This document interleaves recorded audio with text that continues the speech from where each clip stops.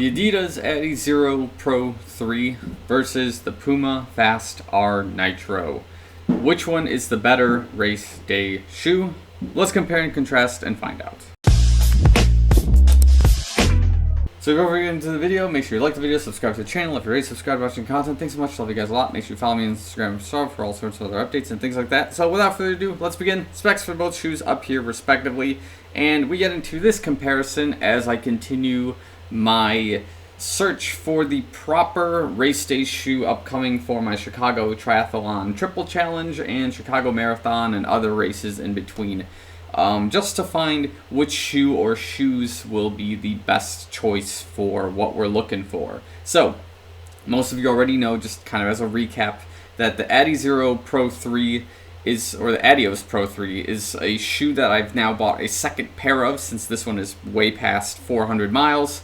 And then the Puma R-Nitro is a shoe I was inspired to buy based on how well their daily trainers were feeling on my feet. So I figured, okay, if the daily trainers are good, let's see what their race day shoe or tempo trainer is like. So first, right off the rip, difference in specs. Again, the Adizero Pro 3 does have a heel of about 39.5 millimeters with 33 in the forefoot, giving it about 6.5, close to 7 in the offset. So rides kind of high, but also leans close to that midfoot.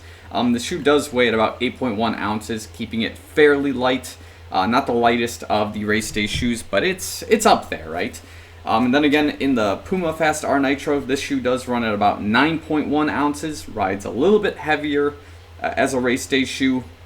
It has a 40 millimeter heel, 32 forefoot, giving it this 8 millimeter offset that we know fairly common to like the Nike Vaporfly Next Percent series shoes, where they've retained that spec lineup because it is tried and true as a really good set. Now the trick there is that stack height offset good all the way across all designs for shoes? Well, that's kind of the question we need to answer, right? So right off the rip, here's some things we'll talk about the Adios Pro 3. We do have their Continental rubber on the outsole. As you can see, a lot of wear and tear from 400 plus miles. This is my strike zone there.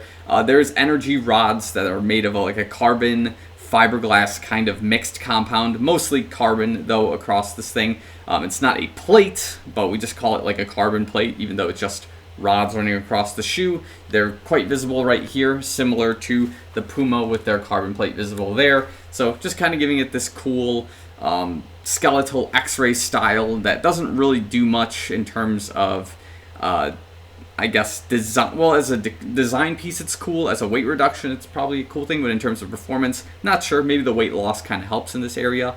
We do have their Light Strike Pro running pretty much the duration of the shoe, with just a little bit of a softer compound here in the front, and then this compound here again is the thicker, more resilient foam, just to, you know, absorb more impact but not really give you as much smush and rebound kind of case. We do have, you know, the standard Adidas mesh running pretty much the upper, which resembles more of the Boston 11 from the Adidas lineup, which is a lot more streamlined, a little bit less, I guess, flexibility than its counterpart in the Boston 12. And as a result, the shoe does run pretty narrow. It does have a tight fit, but as a result, you're going to have the shoe fit like a glove if you're in the right size. The tongue is gusseted. It's got a little bit of breathing on it and whatnot. The tongue doesn't have too much flexibility at this point because of its lockdown here in the forefoot area.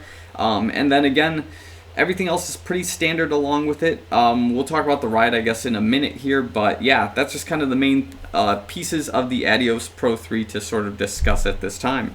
The Fast R-Nitro, as we said, it's a heavier shoe. A lot of cool things going on with it. It's kind of an ambitious design. It's got this Frankenstein piecing together to the shoe, and as a result, we got some interesting things kind of going on with it, right? So at the bottom, they do have their Puma grip running the entire duration of the shoe, just in these places with the orange and the pink rubber. We do have the Nitro Elite foam running pretty much the duration of the shoe with some additional pieces attached here that are separate from the rest of the compound.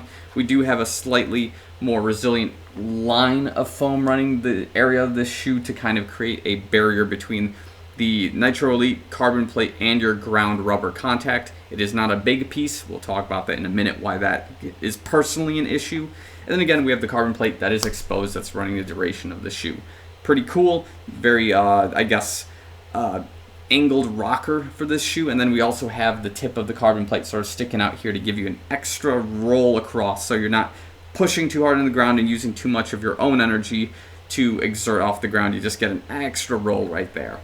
We do have Ultra Weave running on the upper of the shoe. Again, a lot of breathability. Not sure how it is in terms of water, I guess, evacuation in the shoe when it's raining or something like that. But again, something that I think about when I'm running in the rain with this kind of thing is how much water will retain in the shoe and how much will flush out based on this upper.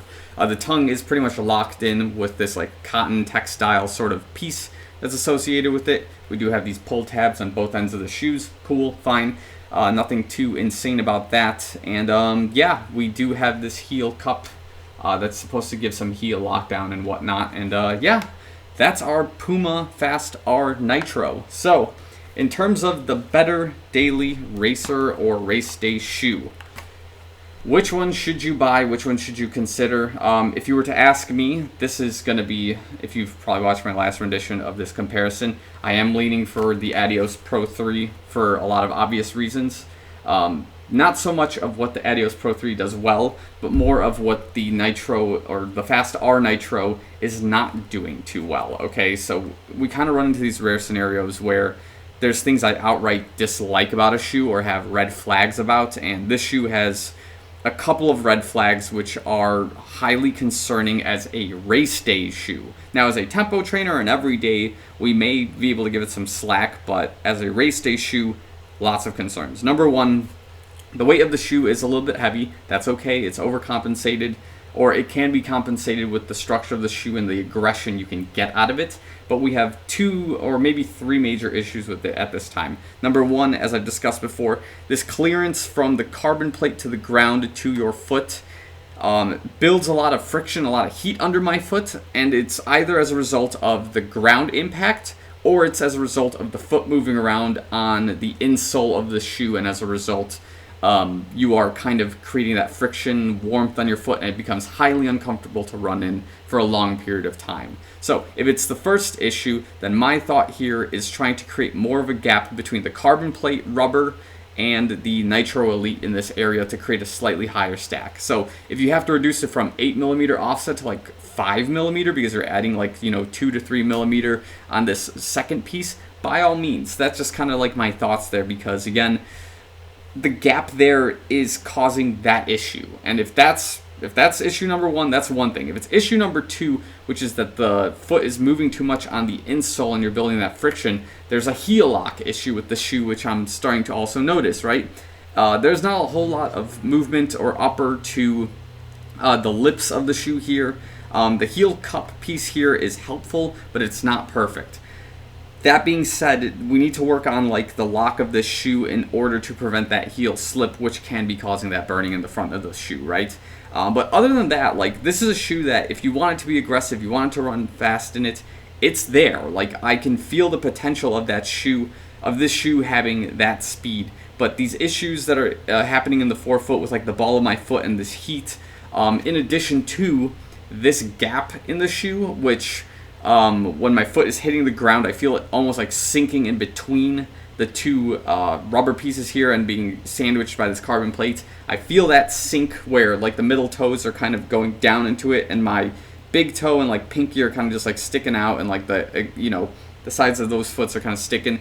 This is also an issue. So for me, like, this gap is highly unnecessary, and I feel like it should be covered up as a precaution to prevent any additional, I would say, I guess, like, gappage in the shoe, because you're already at 9.1 ounces. You may as well get to like 9.3, 9.4 with whatever compound you add here to block this off, because if you wanted to reduce the weight even more, it would not be here. This is just a trouble spot for the shoe at this time for me personally. So that's kind of what's not working well for the Fast R-Nitro, but it's not to say that the Adios Pro 3 doesn't have some of its own red flags at this stage. So I love this shoe. I've got 2 pairs of it. This is the first pair, right?